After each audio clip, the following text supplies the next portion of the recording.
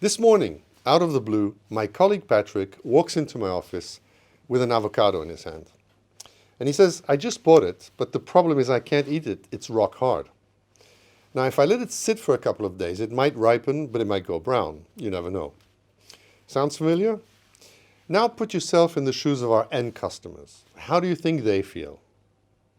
In the next 15 minutes or so, let me take you on a journey on how we can continue to feed the world together in a smarter and fairer manner.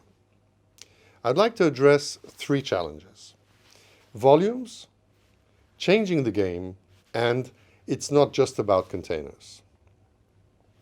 The container has revolutionized shipping, and we haven't stopped with innovations such as bigger and more efficient ships, faster turnaround, and the use of technology for better monitoring and traceability. And still, nearly 1/3 of all the food produced globally is lost or goes to waste. So we've achieved a lot, but when you're talking about 1.6 billion tons of wasted food every year, what does it mean financially? Well, I'll tell you, it's $1.5 trillion completely gone, and of course shipping is just one part of it. As an industry, we have two options. Each of us can go about it on our own, or we do it together. If we do it on our own, we will all invest substantial amounts of money and people, and in the end, our customers will not reap the benefits from interoperability. If we do it together, we can share some of the costs and research and ensure we give our customers a solution which actually works. We must never forget that digitalization is only one part of transforming our industry. The challenge is enormous. There is a way forward, and here's the first call I want to make. We move the world, so let's be smart about it together. Last Friday, I posted a question on LinkedIn. What digital transformation mistakes should we avoid? And within 1 hour, I got over 20 comments. And one of the comments from a large carrier said, if we truly care for our customers, we should look beyond our own little turf. Absolutely. And we acknowledge that it may be difficult for some to invest in digitalization. However, only mass adoption will make it accessible to everyone. Now, what we're doing at MSC is not very different from what our industry peers are doing. However, our goal is to share, to be interoperable together. It's not about replacing people with digital technology or competing with other carriers, but it's about meeting future demand as we become 10 billion by 2050. In 1980, we were 4 billion humans, and we shipped 3 billion tons. 40 years later, today, we've doubled our population to 8 billion and multiplied by 4 times the cargo to 11 billion tons. By 2030, we're going to have to find a way to ship another 5 billion tons, but we don't have 40 years to get there, and the revolution of bigger ships and the container has already happened. We recognize this need of meeting the growing volumes of the industry. When we spoke to our customers from different sectors, they all confirmed that they want to be in control of what is being monitored and how exceptions are being dealt with. Needless to say, they want reactivity, traceability, and the inclusion of an encrypted private communication channel. To this end, we've launched a series of pilot projects which are in progress as we speak. Now, with the permission of the non-techies in the audience, allow me 2 minutes to satisfy those who are more digitally inclined. We've been offering smart dry containers for some time with measurable success, and we're now targeting mass adoption. And we're doing the same with reefers, although it's a slightly more complex challenge. Here we need bidirectional communication, connectivity to additional sensors, and the ability to communicate on land and at sea. To run select pilots and learn what gives our customers the best value and experience for their money, we've already made 15% of our reefers smart. To enable communication on board, we've already equipped over 70 vessels and connected over 16,000 reefers. The MSC objective is to prove that a modular, scalable, and open IoT architecture is the one to go for. This will allow interoperability between MSC and other ocean carriers, reefer container operators, in a very flexible way. For instance, By enabling the onboard roaming, containers on board any equipped vessel can report back to their respective backends. This allows seamless remote monitoring when at sea, as well as for local monitoring purposes by the vessel crew. Unlike what most people think, the first people to benefit from this solution will be crew members. They will no longer have to be exposed to the elements to verify the readings of a container or to make adjustments.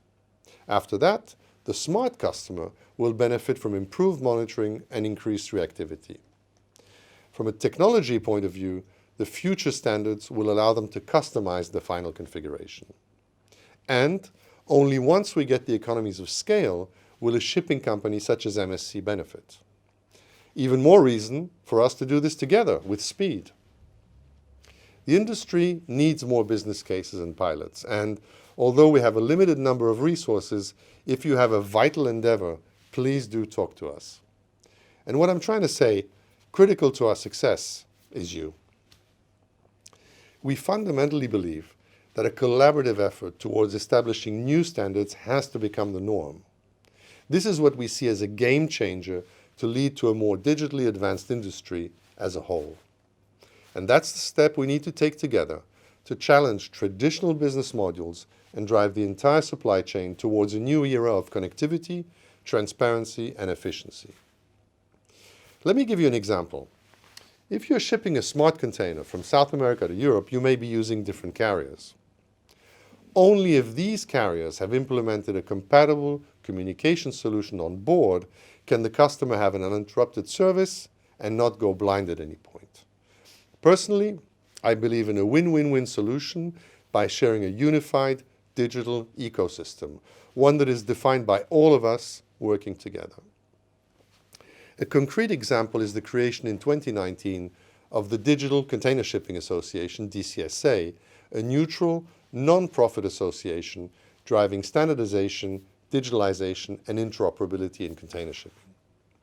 Initially conceived as a carrier-driven initiative, today we want everybody to have a say. Why? Because standards require that everybody is on board. Besides the founding members, Maersk, CMA CGM, Hapag-Lloyd, ONE, and of course MSC, we now have Evergreen, Yangming, HMM, and ZIM, and we really hope other carriers will join soon. Since its inception, we have been really busy. We've already delivered 5 important standards. 1, the industry blueprint, which is the basis for processes, milestones, and messages for the container journey. 2, track and trace open APIs to achieve alignment and multi-carrier tracking. 3, IoT connectivity, which allows interoperability between smart containers at the radio interface level. 4, operational vessel schedules to enable automatic sharing of vessel schedule data between carriers and operational service providers. 5, load lists and pay plans to enable communication of container load volumes and stowage details between VSA partners, terminals, and ports. And ultimately, this allows for optimization of stowage, load, and discharge processes. And soon, number 6, e-bill of lading. So watch this space. So my second call for this audience is visit dcsa.org. Give us your feedback and ultimately adopt the standards. Which leads me to my last message of today. It does not stop at containers. To ensure that as much shelf life is passed on as possible, each link in the cold chain depends on the best practices all along the supply chain. And to embrace the full potential of IoT, we need to look at the entire journey from the end client perspective. And if we want this to work, it's more than just what's happening inside the container. We need to know what goes on in the truck, in the port, in the customs house, on the train, in the warehouse, and ideally even in the shopping bag. And this is why we need to get you and all of you on board. We're in this game together.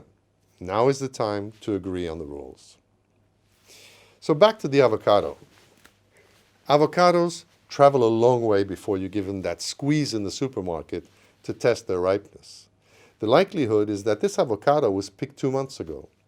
It was weighed, washed, locked up, chilled, put in the ripening chambers.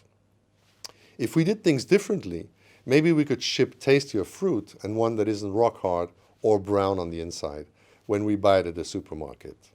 So I'm no expert on avocados, and I don't know all the answers, but collectively, I'm sure we do. Now, to sum up, I'm asking you 3 things. 1, we move the world, so let's be smart about it together. 2, visit DCSA.org and help us with the mass adoption of standards. And 3, as an industry, we need more business cases and pilots, so we'd really like to hear from you. Thank you.